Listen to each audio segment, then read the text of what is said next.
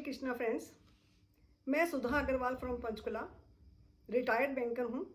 मैंने गोलोक एक्सप्रेस को अक्टूबर 2020 में श्रीमती विनाश गुप्ता जी के माध्यम से ज्वाइन किया।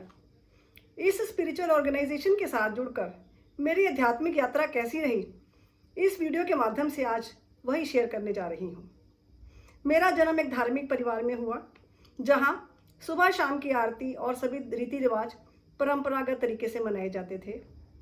मेरी मदर को रामायण पढ़ने का बहुत शौक था, बड़े भाव चाव से पढ़ती थी। जब शादी हुई तो ससुराल में भी यही माहौल था, इसलिए मेरी आध्यात्मिकता सिर्फ सुबह शाम की आरती तक ही सीमित थी। रादर घर की जिम्मेदारियों के चलते और बैंक की जॉब के कारण मैं इस सुबह शाम की आरती को भी केवल एक जिम्मेदारी के तौर पर ही निभा पा रही थी। फिर मैंने घर की जिम्मेदारी के कारण बैंक की जॉब छोड़ दी और अपने खाली समय को भरने के लिए कीर्तन और किट्टियाँ ज्वाइन कर ली। फ्रेंड्स, मुझे भगवत गीता का दिव्य ज्ञान पाने की बहुत अभिलाषा थी, क्योंकि मैंने सुन रखा था कि यह हमें जीवन जीने का सही मार्गदर्शन करती है।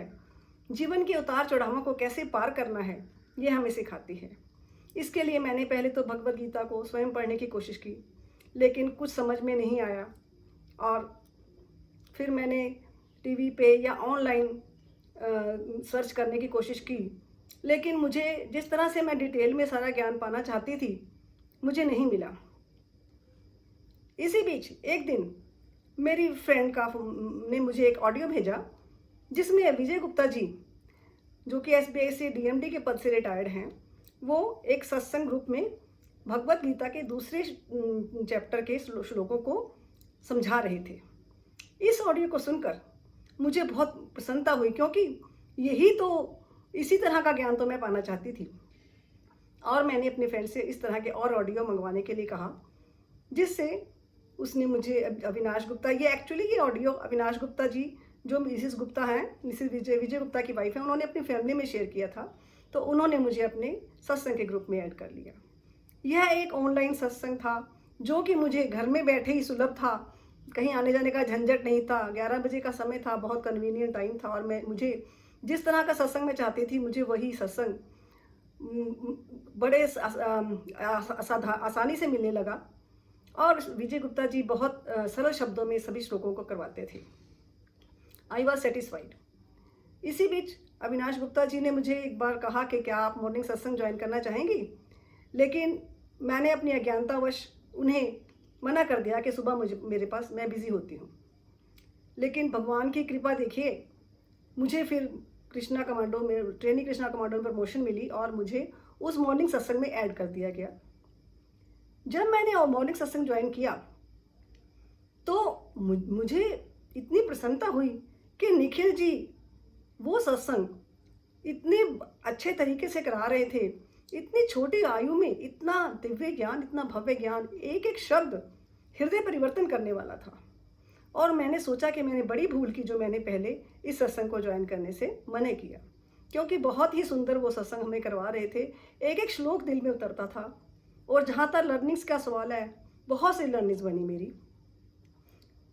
जो आरती हम अपने घरों में डेली करते हैं, हम गा भर लेते हैं, श्रद्धा के साथ गाते हैं, लेकिन इसके अंदर जो छुपा भाव है वो हमने कभी समझा ही नहीं। मैंने यहाँ समझा कि जैसे हम आरती का थाल भगवान के चारों तरफ घुमाते हैं, हमारी लाइफ भी गॉड सेंट्रिक इसी तरह होनी चाहिए। जैसे कि हमारा हर काम प्रभु के साथ जुड़कर होना चाहिए।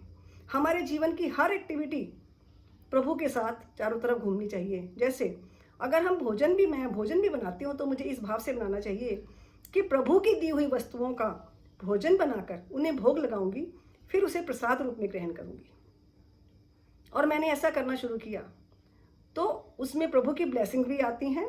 और जो प्रसाद हम कभी कभार मंदिर जाकर लेकर आते थे, खुश होते थे, वो प्रसाद अब मुझे तीनों समय मेरे घर में ही मिलने लगा।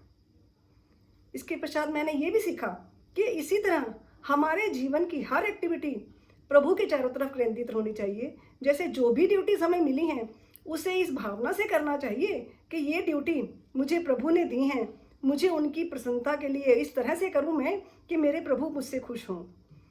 और कर्ता के भाव से नहीं करनी, इस भाव से करनी है कि प्रभु के ने मुझे निमित्त बनाया है, प्रभु की मैं निमित्त बनकर मैं उन ड्यूटीज़ को करूं। इस तरह से कर्ता का भाव हम में नहीं आता, और जो सूक्ष्म अहंकार कि मैंने ये कार्य किया है वो अहंकार नहीं आता, और ना ही काम को हम बोझ मानकर करते हैं। किसी भी कर्म को करना है तो निष्काम भाव से करना है, किसी फल की इच्छा से नहीं, और जो फल मिले वो प्रभु को अर्पित करना है। इससे जो भी अच्छा मिले या बुरा मिले उसकी चिंता नहीं रहती, क्योंकि प्रभु जो भी करेंगे वो मेरे लिए अच्छा ही होगा। इस तरह कर्म करने से मुझे भविष्य की चिंता हटने लगी, मेरी प्रभु में के प्रति समर्पण बढ़ने लगा और भक्ति में आनंद आने लगा। माला के साथ नाम जाप मैंने पहले नहीं किया था, लेकिन एक दिन श्रीमती विनाश गुप्ता जी हमारे घर आए, मुझे माला देकर गए, माला टेली काउंटर, माला बैग सब देकर गए, और उसके बाद मैंने उनकी प्रेरणा पर ही नाम जाप करना शुरू किया। तो मैंने अपने अंदर अद्भुत चेंजेस पाए। जो कभी कभी भय आता था कि चिंता होती थी भविष्य के बारे में, न जाने क्या होगा, वो सब हटने लगा। उसकी जगह प्रभु के नाम की चिंता ने ले ली, और ये मन में विश्वास होने लगा कि प्रभु ही सब कुछ करने वाले हैं, जो कुछ करेंगे वो मेरी भलाई में ही होगा, चाहे मुझे आज उसका कुछ अच्छा लगे या ना लगे। इस तरह करने से मेरे अंदर से नेगेटिव विचार हटने लगे। मैंने जाना कि दुख में कभी विचलित नहीं होना और सुख में उछलना नहीं है, समभाव से जीवन जीना है, और विपरीत परिस्थितियों में कछुए की भांति अपनी इंद्रियों को संयमित कर लेना है। इंद्रियों को संयमित कर लेने से काम, क्रोध, लोभ, मोह जैसी नेगेटिव इमोशंस हम पर हावी नहीं होती, और जब ये हावी नहीं होती तो ना हम दूसरों का नुकसान करते हैं और ना ही हमारा नुकसान होता है। और हरि नाम का कवच धारण करने से वो कवच हमारी रक्षा करता है। फिर मैंने जाना मन और बुद्धि में फ़र्क है। मन और बुद्धि में फ़र्क मैंने पहली बार जाना। मन एक बिगड़ा हुआ बच्चा है जो इंद्रियों के को तृप्त करने की की तरफ भागता रहता है, विपरीत दिशाओं में खींचता रहता है, इसीलिए हम दुखी रहते हैं। लेकिन इस बिगड़े हुए बच्चे को बुद्धि, जिसमें हमें कृष्णा जी को बिठाना है, भगवान की प्रेरणा से काम करना है, उस बुद्धि को भगवान के साथ जोड़कर शक्तिशाली बनाना है और इस मन को कंट्रोल करना है। बुद्धि एक पेरेंट्स का रोल प्ले करे और मन एक आज्ञाकारी बच्चे की भांति बुद्धि का कहना माने, तभी हम जीवन में जो उतार चढ़ाव है, जहाँ अपने एक संयमित जीवन व्यतीत कर सकते हैं, अपनी इंद्रियों पर कंट्रोल कर सकते हैं। इस तरह करने से मुझे, जैसे कभी कभी मन कंपटीशन कंपैरिजन में आता है या राग द्वेष में उलझता है, उस समय मन में ध्यान आ जाता है कि नहीं, बुद्धि द्वारा मन को कंट्रोल करना है। बहुत अच्छी लर्निंग्स बनी मेरी। फ्रेंड्स, भगवान ने, श्री कृष्ण ने अर्जुन को गीता का ज्ञान उस समय दिया जब वो अपनी लाइफ के क्रिटिकल टाइम में थे, युद्ध के मैदान में थे। भगवान ने कहा पहले ज्ञान हासिल करो और फिर अपनी परिस्थितियों के साथ संघर्ष करो। लेकिन फ्रेंड्स, हम क्या सोचते हैं कि पहले जीवन जी लेते हैं और अंतिम क्षणों में गीता का ज्ञान पा लेंगे। ये तो कुछ उसी तरह हुआ कि जैसे हम एग्ज़ाम पहले दे लें और बाद में पढ़ाई कर लेंगे। भगवत गीता तो हमें वो दिव्य ज्ञान देती है जिससे हमें लाइफ की परिस्थितियों में डिसीजन लेने आते हैं, कैसे हमें कौन सी सही मार्गदर्शन करती है, और इन डिसीजंस पर ही तो हमारी फ्यूचर लाइफ डिपेंड करती है। इसलिए हमें भगवत गीता का ज्ञान जितनी जल्दी हो सके लेना चाहिए। मैंने सुन रखा था कि भगवत गीता से हमारे बहुत से प्रश्नों का, जीवन के सभी प्रश्नों का उत्तर मिलता है, और मुझे भी फ्रेंड्स बहुत से प्रश्नों के उत्तर मिले, और इसके लिए मैं अविनाश गुप्ता जी की बहुत बहुत धन्यवादी हूँ जिन्होंने मुझे गोलोक एक्सप्रेस से जोड़ा। विजय गुप्ता जी की धन्यवादी हूँ, उन्होंने बहुत अच्छी मेंटरिंग की, बहुत अच्छे से हमें ग्रूमिंग की और हमें पढ़ाया।